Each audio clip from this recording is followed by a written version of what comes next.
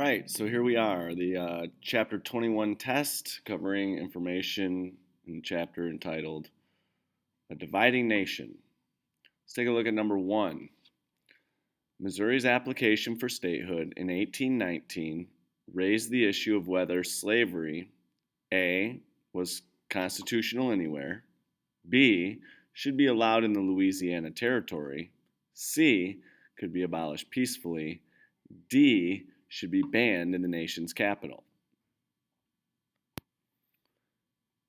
Number two, the Missouri Compromise, A, upset the balance between slave and free states in the Senate, B, was met by loud, violent protests, C, quieted the slave debate for a while, D, led the nation to secede from the Union, led the South to secede from the Union. Number three, how did the Second Great Awakening affect the slavery issue? A, it inspired many Americans to dedicate their lives to ending slavery. B, it forced Southerners to admit that owning slaves was a sin. C, it upset the balance between slave and free states in Congress. D, it opened the question of whether slavery should be spread westward. Number four, which part of the Compromise of 1850 created the most controversy during the 1850s? A, the admission of California as a free state. B, the organization of New Mexico and Utah as territories open to slavery. C, the ending of the slave trade in Washington, D.C. Or D, the passage of a strong fugitive slave law to return runaway slaves to their owners. Number five, the Kansas-Nebraska Act, A, led to bloodshed over slavery in Kansas, B, settled the slavery issue in Nebraska, C, banned slavery in Kansas and Nebraska, or D, was a successful compromise on slavery.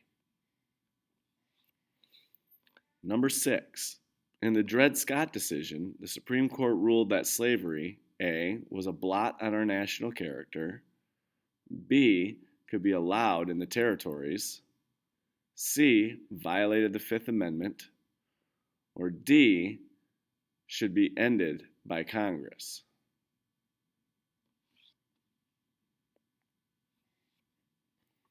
Number seven, John Brown's raid on Harper's Ferry, A, triggered a widespread slave rebellion, B, was widely approved across the South, C, was condemned by Abraham Lincoln, or D, made Brown a hero among abolitionists. Number eight, the election of 1860 showed how A, deeply divided the nation was over slavery, B, how popular Lincoln was in the North and the South, C, little support abolitionists had in the North, or D, how eager Americans were to end the debate over slavery. Number nine, what event turned the secession crisis into a civil war? Was it A, the election of Lincoln as president, B, John Brown's raid on Harper's Ferry, C, South Carolina's shelling of Fort Sumter, D, the attack on Preston Brooks on Charles Sumner? That brings us to number 10. I'll read through the excerpt once. You can rewind it, take a look at it if you need to. And then you need to answer these questions using that information. Slowly, the weary, dispirited creatures wound their way into the room and, with crouching reluctance, presented their baskets of cotton to be weighed. Legree noted on a slate, on the side of which was pasted a list of names and the amount. Tom's basket was weighed and approved, and he looked with an anxious glance for the success of the woman he had befriended.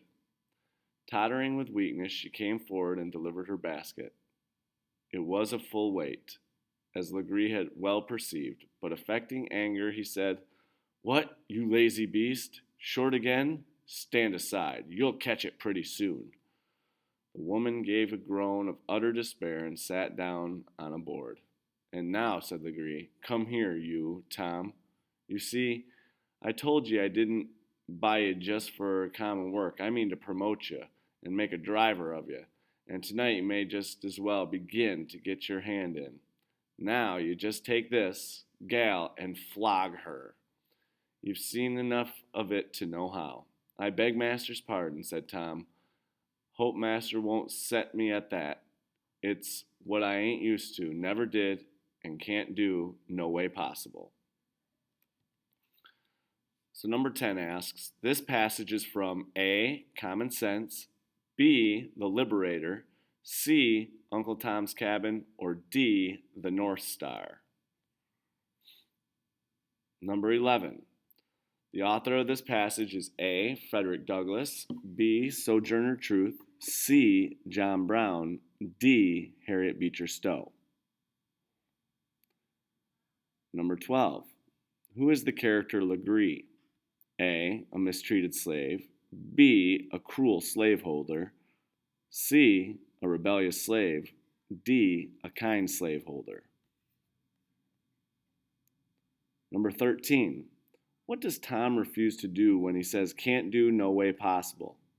Is it A, weigh cotton baskets, B, flog another slave, C, become a slave driver, D, work in the cotton fields? Number 14. The author's purpose of this book was to A, turn people against slavery, B, portray slavery accurately, C, show slaves as helpless children, or D, persuade masters to treat their slaves better. Number 15. This passage is an example of A, a primary source written by an eyewitness to an event, B, a secondary source written by a historian about an event, C, a piece of fiction written about an event that never happened, D, an opinion piece written to express the author's views. All right, if you got any questions, go back, reread them, just rewind it, do what you got to do to make sure you've got all these questions answered.